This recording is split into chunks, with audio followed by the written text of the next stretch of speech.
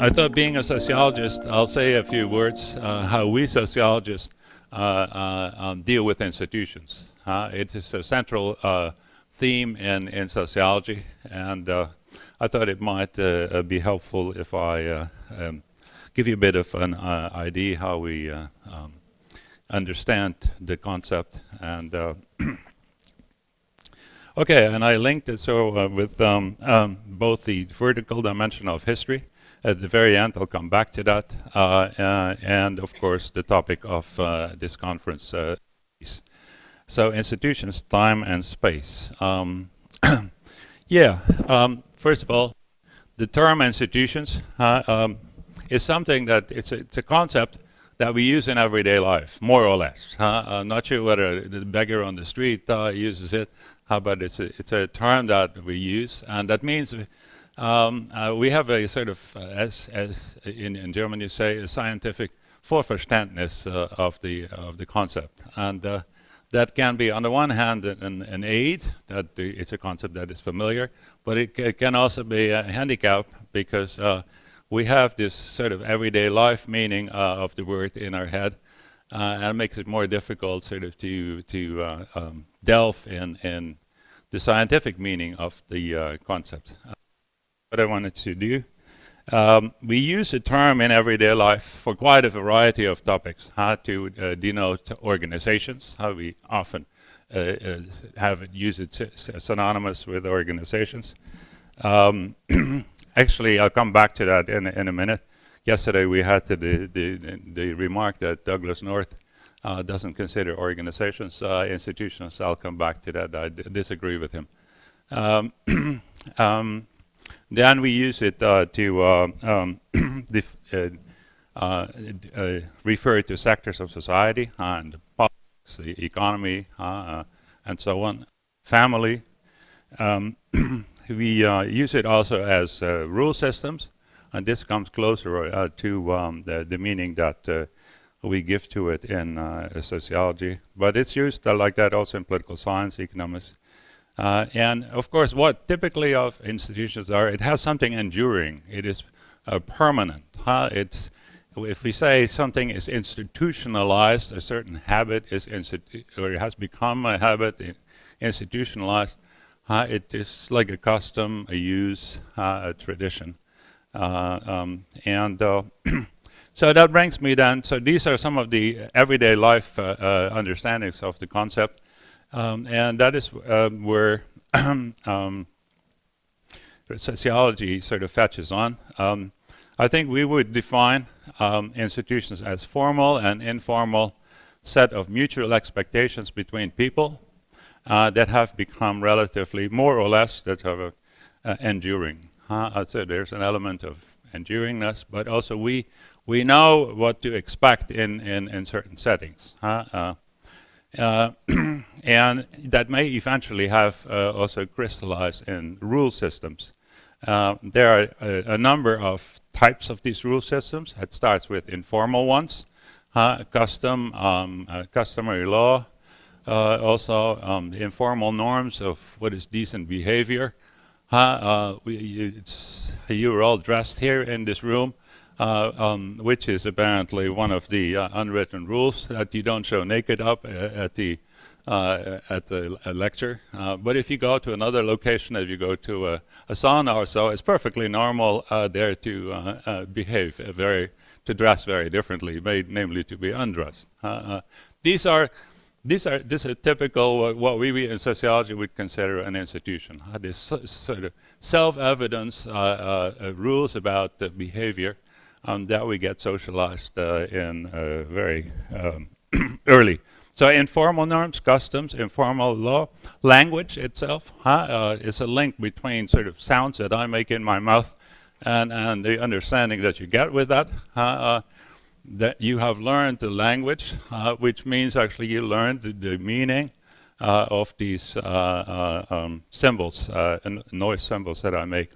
And of course and that is where most of the literature deals with, we have a lot of formal regulations. They can be social interaction.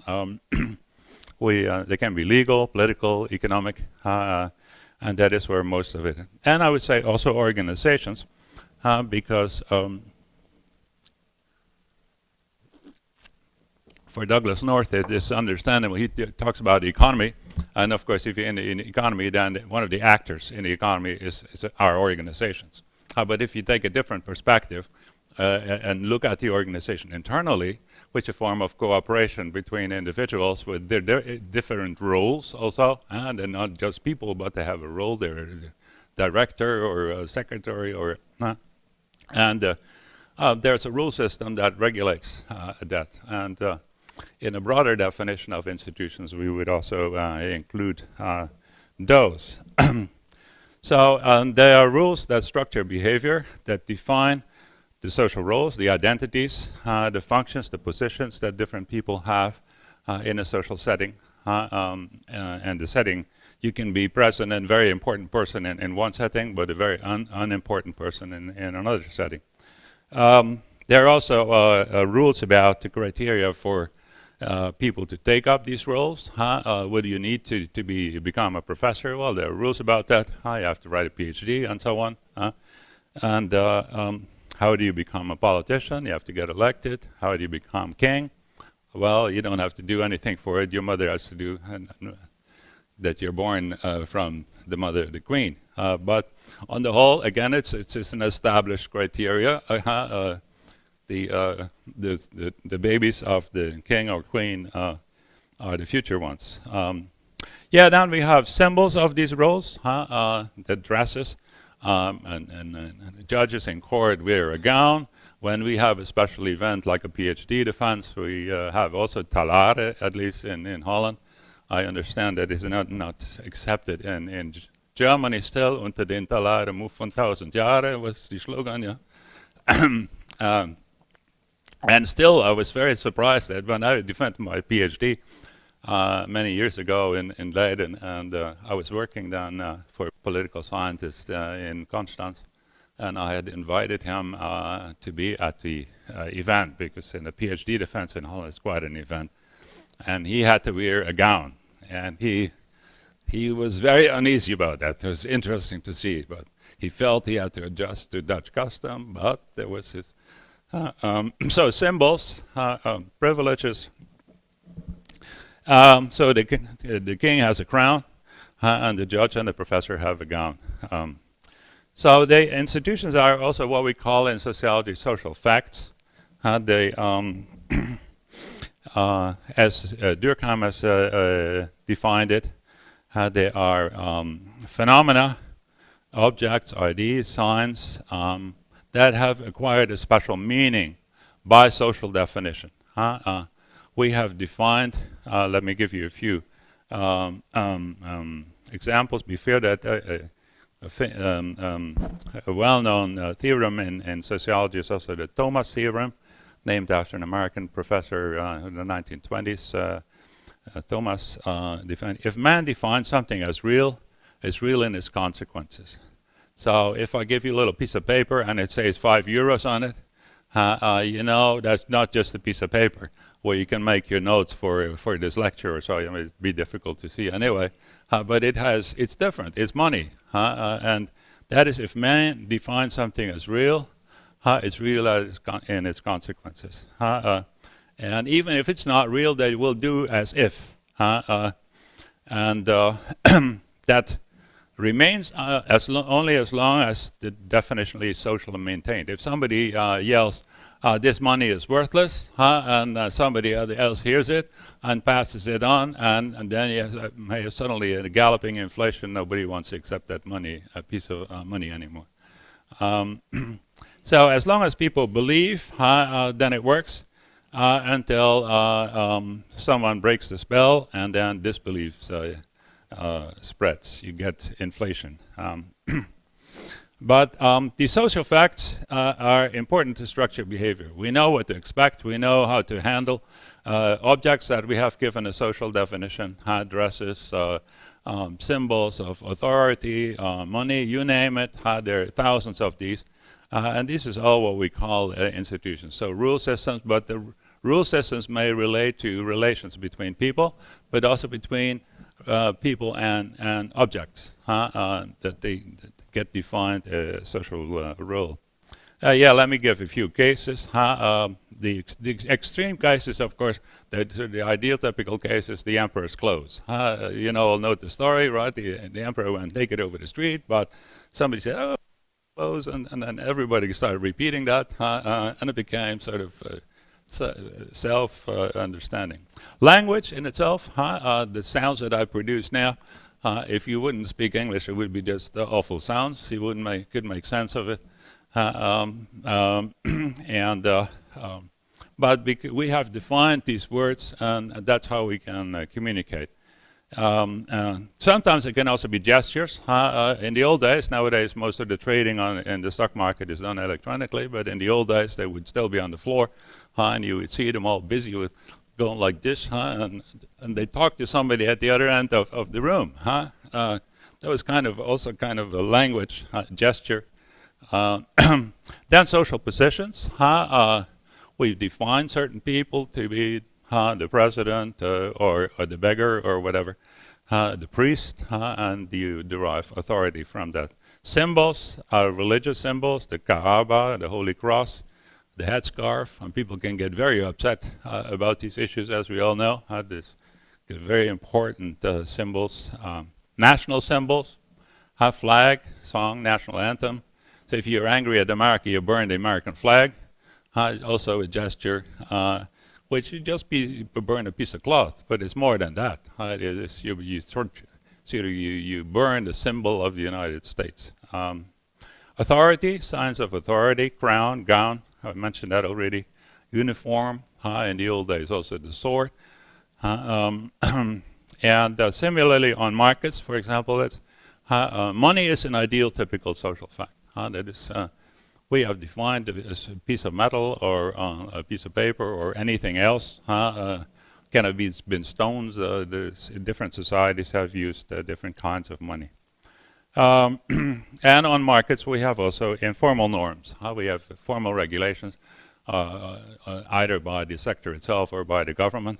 But we have also a lot of informal norms. How do you deal? And they differ also by market. A second-hand car market where people, many foreigners come.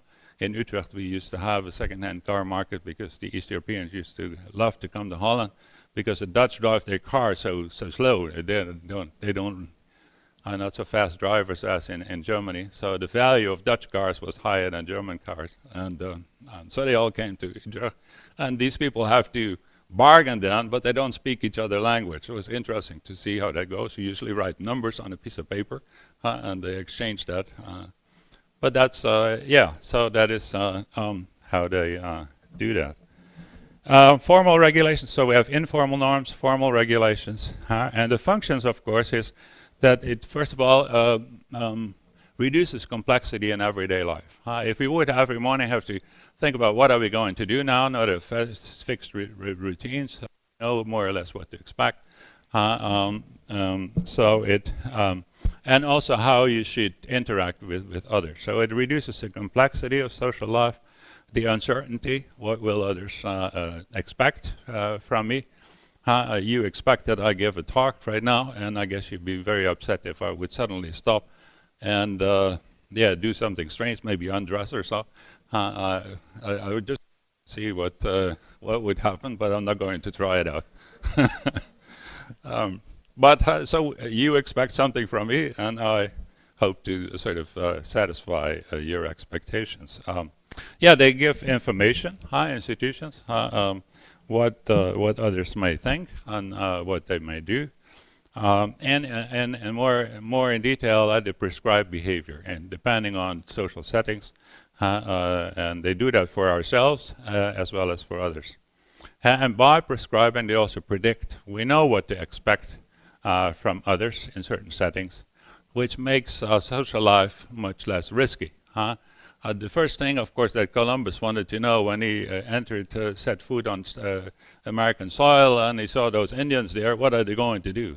Friend or foe? That is the first thing you want to know. So you have to give signs sort of then that you're friendly, and then you just hope that the others will do that too. But it's very difficult if you're from two different cultures and you don't have the same symbols. And that's, of course, the advantage of sharing a certain culture. Yeah, we have done all kinds of signs, script, symbols, as shorthand for information. For example, indeed, what we dress. If I would wear a gown here, you might think you ended up in a PhD defense. Important, of course, is also that society over time has developed these norms and rules and so on. But they don't fully determine behavior. There is an element of free choice, and people continually redefine the meaning of these institutions. For example, the flag in one location can be a holy symbol. If you go to Switzerland, you see almost every farm has a Swiss flag. In America, even more.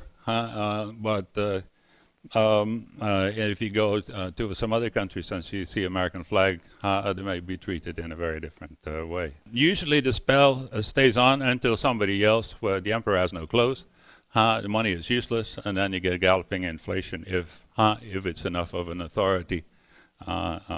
Actually, what we see in the stock market too, is some bank functionary says, oh, well, this stock is going to rise. And all the others read that, and they think it's going to rise, and it becomes a self-fulfilling prophecy. We're going to start buying it, and then the price goes up. And so some people can actually are in a position to manipulate this. Yeah, and being not doing actually what other people expect, then you're a heretic, and that can be quite threatening in social life, and which means that you may get isolated or persecuted. Now, one of the issues that we address at this point is what was the link between geography and institutions. And I think geography is sort of, as I understand it, but I'm an outsider here, it is a discipline that deals with space, variations in space. And we see that the social norms are also often linked to space, that in a certain location you expect different behavior from people than in another location. It can be very, very small in a room, and then you have a building, and then you have a neighborhood, a city, a region, country, and then you may have a series of countries, sort of the German language community, and then you have several countries. And these spaces have borders, which distinguish insiders, outsiders. It can be temporarily. In a room, you may be in there temporarily, or it may be more permanently.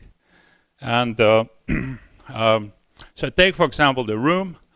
We have the bedroom, the bathroom, the ballroom, the boardroom, the broker room, the baby room. And these rooms all have a function. In the bedroom, you sleep.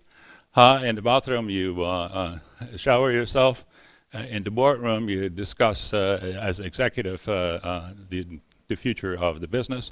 And these different rooms, when you enter them, and you're not alone, then people accept something from you, and that is normally there, but it's not normal elsewhere sometimes. Clean case, saunas is becoming more and more popular, also in Germany. Yeah, it's perfectly normal. Everybody goes around walking naked there. It's expected there. Actually, you're a sinner if you walk around dressed. They don't like that. But it's perfectly normal, and it's just very linked to that space. So a term that we also use in sociology is logic of appropriateness. There is a logic, what is appropriate behavior in a certain physical space. And it can be indeed a room. It can also be a country. In some countries you can say certain things that you cannot say in another country. So buildings also, we have different buildings. In the Palace of the King you're supposed to behave differently from in a university or a factory, a school. Courthouse has its own rules. Jails, very much, of course. There you don't have much choice. It depends a bit on what your role in the jail is. But if you're an inmate, you don't have much to influence. Hospitals, hospital is a kind of a factory where it's what we call a human service sector, where the buyer has to participate in the production process. He has to offer his body to the doctors so they can do something with it. So part, and that also that means there's a certain about the interaction between the patient and the doctor. There are also understandings.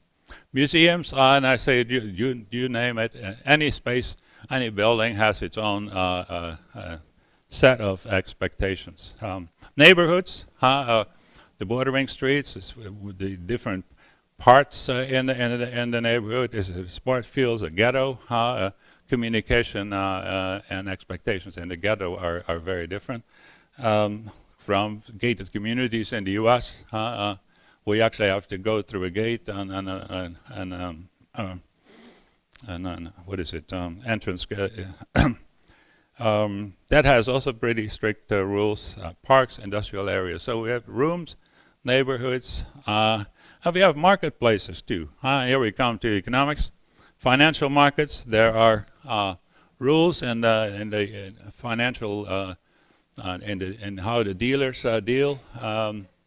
I don't know. There's this professor in Constance, a woman. What's her name again? She's an anthropologist, but she studied the work. I can't think of her name right now. But oui? Kola Koch. No. I know Kola Koch, but no, she's a different. She's originally an anthropologist, but she has been actually observing what happens in these dealing rooms. There are 4 or 5 of these dealing rooms around the globe. And when the sun goes around the earth, they close. Sorry? Yeah, Knorr-Cettina. Yeah, you're right. Yeah. And she describes in detail how they deal with each other. If you do something wrong, what the others don't like, you get punished. And the punishing can be that all the other dealers in the world won't want to deal with you for the next 10 minutes. And that may be an enormous punishment because you might lose a fortune as a result. These norms that also develop in this market, these people never see each other, but they communicate on the screen, and they develop their own norms about what is decent behavior. That's very different from the cattle market. We don't have many cattle markets anymore because it's supposed to be now not healthy to bring all the animals together because the disease can spread.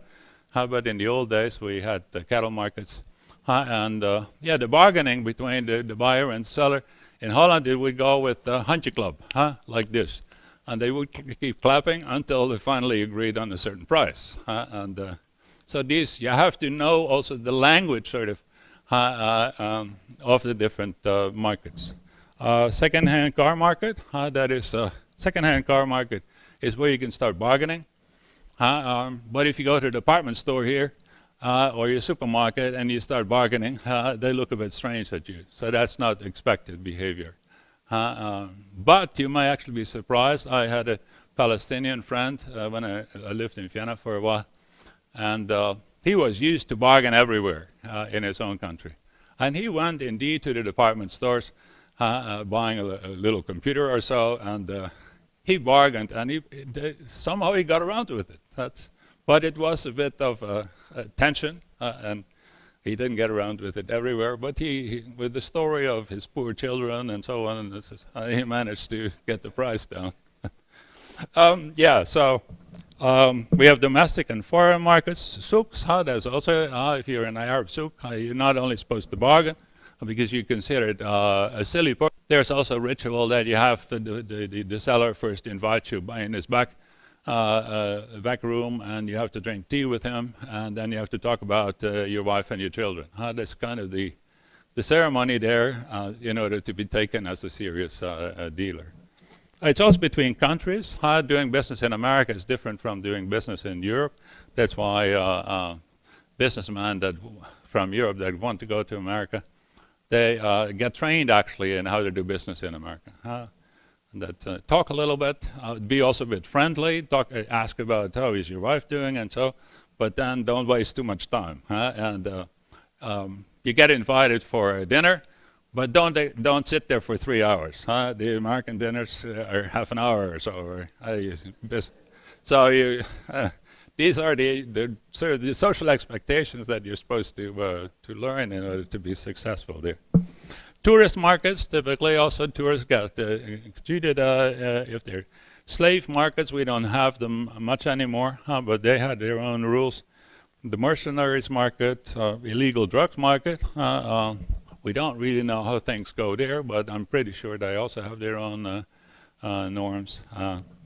And in the academic job market, it's also a certain amount of norms. So we can distinguish markets by places, by the product that is being seized, but also by the source of regulation. And I'll go quickly over this. Basically, don't look too much at the detail. This is a sheet that I took from another lecture. We distinguish 4 kinds of regulation. The first one is the first party. That is the producer who takes care of the quality of his product. He self-regulates, and it's the invisible hand of the market, the thing that, okay, I have to sell my good, and I better make sure that it's good. And being sort of the boss of the organization, you are more in control, and you can actually regulate the quality. The second party is what we call the hierarchy in the value chain, from between buyers and sellers, and that suppliers, dominant or dominant customers, supermarkets, for example, impose standards on their suppliers, and they do that even collectively. They have an international organization for that. So that's what because where the customers or the suppliers impose standards on their transaction partners. Then we have third-party regulation, which are independent ones, like certification bodies, but also social communities. Like we have in Utrecht, a large neighborhood where many Turkish people work, and they have their own shops, and they're the sellers form kind of a community, which has its informal norms about how to price, and so on and so forth. And fourth party is then what the government does. But I'll go quickly over that. And important is also that these institutions have been created over time. They can be a remnant of the past, a long past, and to bring up a term which is central in this conference, knowledge. As I understood it, you saw it as an alternative to institutions. What is more important? Is it knowledge, technical knowledge for being a prosperous economy, high-tech, versus the role of institutions?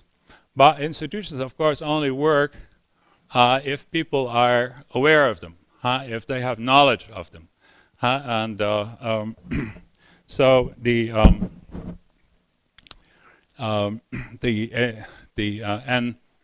institutions also are the outcome of a long period of experience, historical experience. So we have all kinds of social, economic, legal, political, bureaucratic institutions. They embody the knowledge from in the economic sector, the experiences that buyers and sellers in a market or in other sectors of society have acquired. We know what has worked, what not, why, and under which conditions, what were possible side effects, and there's a learning experience there that gets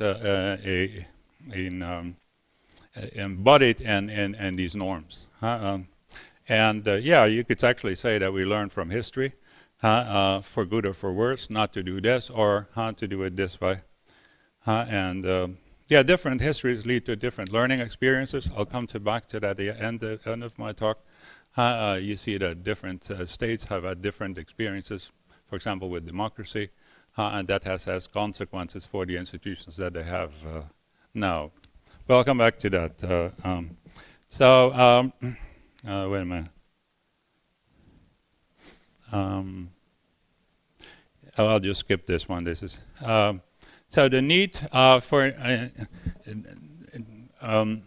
the institutions embody knowledge, But at the same time, new communities, new members of the communities have to get socialized in these norms. So they have to learn about these institutions, the informal norms, also the formal norms, how you're supposed to know all the laws that are in your country. You can never say if the police arrest you, I didn't know that it was forbidden. There's a basic assumption in all the legal systems that the citizen is expected to know all the laws that there are, but it's partly fake. But to reduce sort of the tension, people do get socialized. We don't have to learn all the laws that are valid in Germany or in Holland by heart. We don't have to do an exam after when you're 20 years old about all these, what can you do, what can you not, you're supposed to know it. That holds for society at large, but I have also the example of young kids. They have their own norms on the school and on the street, and yeah, they learn this, what is expected from them, and they quickly get punished if you do something that others don't like. Then you get punished or disregarded or whatever, and so you get gradually socialized. Sometimes it is institutionalized in students that enter university and want to be in a fraternity. They may have to go through a hazing ritual. I don't know, it doesn't exist in Germany, is it? Isn't it forbidden here? I'm not sure.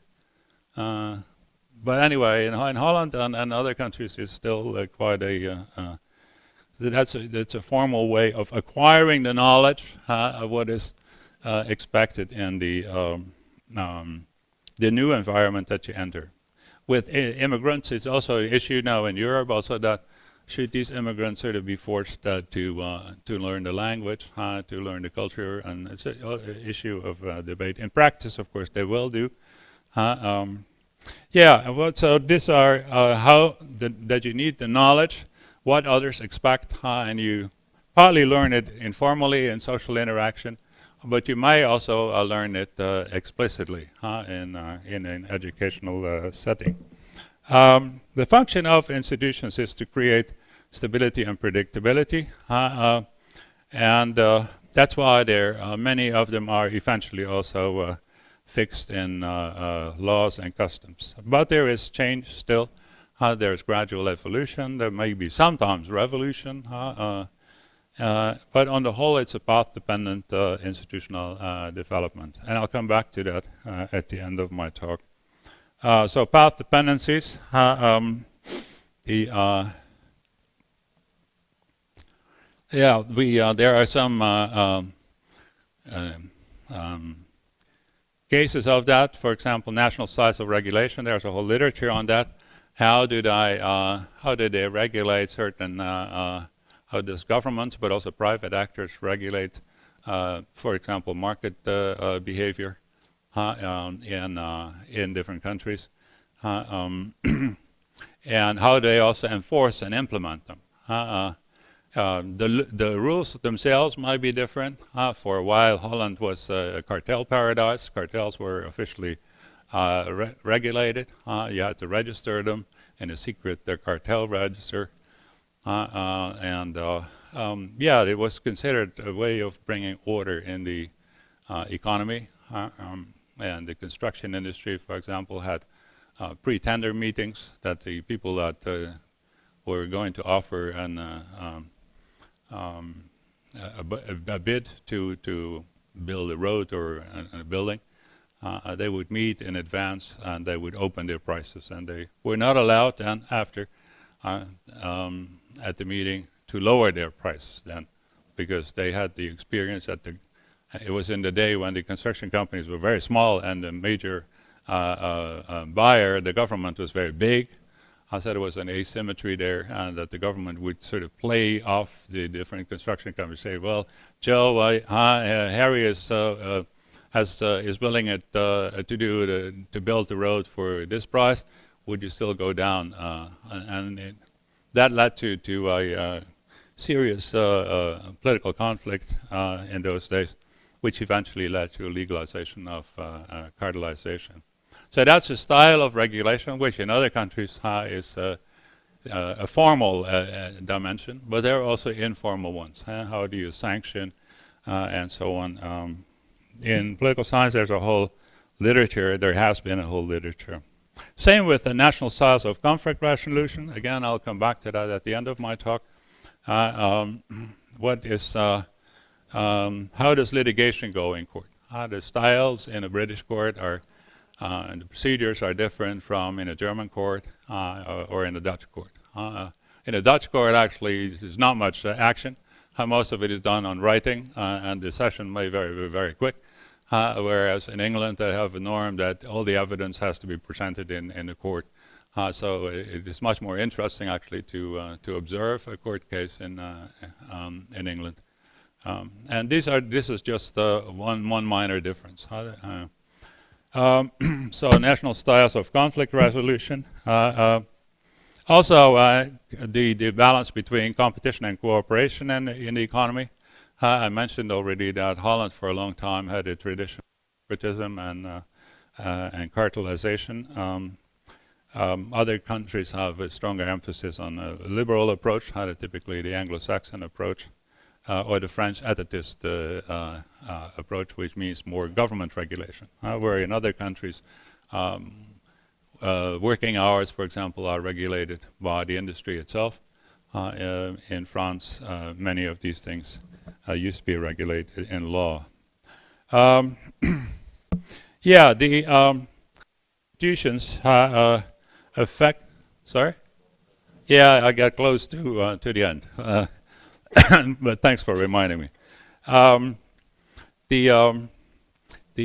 The institutions also, the institutions exert also an influence of what will happen henceforth, and change. And first of all, you see that with national styles, they get continually reinvigorated. It's interesting to see indeed how long over time different countries differ in the way,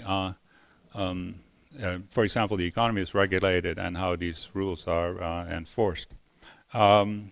But you also see, and that's where I want to say a few words, that the already existing institutions have also an influence on what other institutions will adopt it. And that you see that the national styles, there's all literature on that, it tends to get reinvigorated. Countries learn a bit from each other, but the Swedes do it different from the British and from the Americans and so on. And that is because also the past rules influence also what goes next. And path-dependent logic, and I'll give you two cases, and that is more or less the end of my talk then. First about and its legalistic culture, and then about the Netherlands and so Germany is a quite legalist country. It has a highly differentiated court system. I don't know many countries that have so many different levels and sector-specific courts. There is a strong respect in Germany for authorities. Also holds for judges. There is a detailed formalism, and there is a historically high litigation rate. Detailed formalism, for example, is interesting if you get a speeding ticket or a parking ticket in Germany. They send it to my address in Holland, but I get such a thick pack of paper. It's not just the ticket, it is a photograph, first of all, with the person next to the driver blotted out, so they cannot see that you were with a strange lady in the car. And the question first is this you? And is this your car? And then you have to sort of answer that and send in a form. And at the same time, you get a whole package teaching you about your rights, the rights that you have not to do this or not to do that. It's really a thick piece. And so they don't impose a fine yet. They just want to know, was it you? And if you do that, then okay, then the next thing happens. And eventually, I tried it just out for the fun to see how it would work. So you get a lot of paper involved, a lot of mail back and forth, and that's maybe for a ticket, €10 or so. Right? Now in Holland, it doesn't work like that at all. there not even a person gets in between. You get photographed, and the computer immediately knows for your license plate, your address, and you got also a little piece in the mail, but nothing, a thick package about your rights or so, nothing like that. You just got to pay a fine, 10 euros or so. And they don't give it, it's not under criminal law, it's under administrative law, which means that it's basically you pay a fee for the right to. For your parking ticket, you pay a fee for the right to have your car on public space in that, for that period. And it's a payment after. It's just amazingly a difference between these two countries. Here you see some data. I have worked on this quite a lot. So history of legal systems, and what you can see, the two countries that I'm familiar with, and in which I have lived, and you see the Netherlands and Prussia. And in 1900, you saw that 100 civil cases in court per 100,000 inhabitants, and in Holland only 235. So in neighboring countries are extremely at extremes. If you also compare the other scores, these are actually the extremes. Then also in 1970, it's still the case. In the U.S., in the Bundesrepublik, you had more than 8,000 civil cases per 100,000 inhabitants, and in Holland only 630. The only other country that is scores very low on litigation, this is civil litigation, of course, is Finland, as you can see, and Austria, this is sort of brother a country of Germany, also scores pretty high. It's the same tradition, and of course, what we know is also very litigious society. So.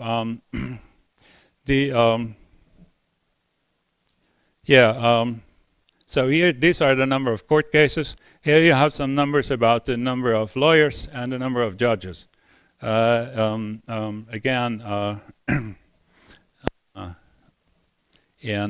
related to the size of the population. So in Holland in 1970, the data is we had 16 lawyers per 100,000 inhabitants. In Germany, you had 36. So that's already more or less double. But of course, as we all know, the US is very litigious. There's 175. A complicated legal system. The 10 times as, in the Netherlands, we have 2.3 judges per 100,000 inhabitants. In Germany, it's 22.8. There's quite a difference. Now, and yeah, maybe just this is a picture from a painting from the 17th century, and here you see the Dutch legal pragmatism. There is a on the white side. There is a slogan there. This is supposed to be the office of a lawyer, and that's a lawyer, and customers come there. And it reads above his head, die wil rechten om een koe, die blijft vrij thuis en brengt er nog een toe. It translated as, who sues for a cow doesn't win, but pays for another cow. So the idea is, don't care for your sense of justice, care for your purse. I think that is quite Dutch, I would say. And okay, now, I mentioned earlier on that the existing institutions have a filtering effect, what other institutions will be adopted at a later stage. And you see there is a certain path of patent logic. Germany has a strong legalistic tradition, that is clear. And when there are then new institutional threats or threats to society, like the case of the democracy, and then they look for a legal solution. And we all know the problem that in the Weimar Republic, or the end of the Weimar Republic, was a democratic decision to abolish democracy, and that led then to the Hitler period. and in the post-war years, they wanted to avoid the repetition of that. Not only the Germans, but also in particular the occupying forces, the United States. So they introduced a strong judicial review, that if in the future democracy would decide to abolish democracy, a minority can take the case to the Bundesverfassungsgerichtshof, the German Federal Constitutional Court, and have it declared void. And it's actually one of the most powerful cases of judicial review. America is also known for it, but they have what we call concrete review. So you need a case that, like a woman commits abortion, and that case gets then taken and discussed in court, and that leads to a decision which affects abortion at length. But Germany also has abstract review. You don't need a case. You can actually immediately appeal on the legal rule itself. I'm not sure whether citizens can do that, but at least the minority in parliament has the right. And I understand this as sort of, it's already a legalistic society, and if there is a problem, we come with a legal solution. Yeah, but I would say, isn't a powerful court itself a threat to democracy? And from the Dutch perspective, we have a constitutional ban on judicial, on constitutional review. It is forbidden by the Dutch constitution, but of course, and in England as well, by the unwritten constitution. It helps. Now, of course, it happens but not by a Dutch court, but by the European Court of Justice. And it's quite controversial in the Netherlands that the ECJ has sort of more authority than the Dutch Parliament. It's quite an issue in politics there. Okay, now I get to the last sheet, I believe. So that's a case about sort of how a system of legalistic institutions sort of influences the future development of the system. That if there's a strong belief, trust in a legal system, then it gets further reimbursed. We see the opposite with the same, or let me say, the same with Dutch corporatism. Corporatism, for those of you who are not familiar with the term, refers that civil society organizations play a major role in policy making and particularly in policy implementation. And it can be all kinds of, it can sports organizations, but the classic case is of course the organizations of employers and employees and other economic organizations. I mentioned already that Holland is a cartel-friendly country, or was. And that meant a lot of policy implementation was delegated to civil society, and that's a tradition that goes back 300-400 years. Charities, the guild structure, and so on and so forth. Then when new problems come, we had a crisis in the 1930s. Something had to be done, and then subsequently also the economic chaos after the Second World War. And what was the Dutch solution? To extend the corporatist institutions. Again, a tradition that you have a filter sort of this, which of the different options do we have, we pick. So there was a compulsory statutory trade associations were introduced. They have recently been abolished again, or they're in the process of being abolished.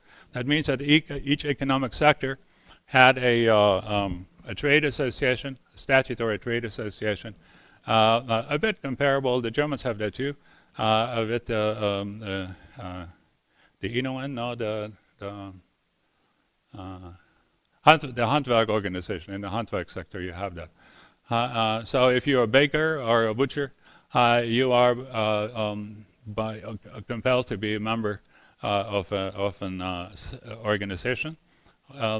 Austria has even a stricter system, and that organization, you have to pay taxes to it, fees, and they provide collective goods, vocational training as a classic one, and they have a lot of sectoral regulations. So it's basically comparable to municipal government, but now not for a territorial area, but for a sectoral area. And that was then also introduced in the Netherlands, but it was not as popular as it is in Germany and Austria and Switzerland, by the way.